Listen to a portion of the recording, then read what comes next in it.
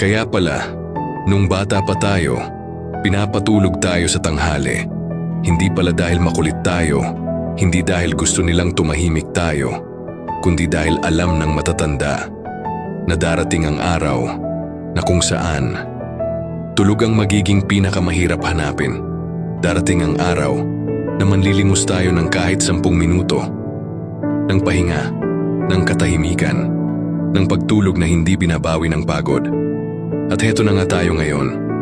Bawat umaga, pagod. Bawat gabi, bitin. Bawat hinga may kasamang bigat.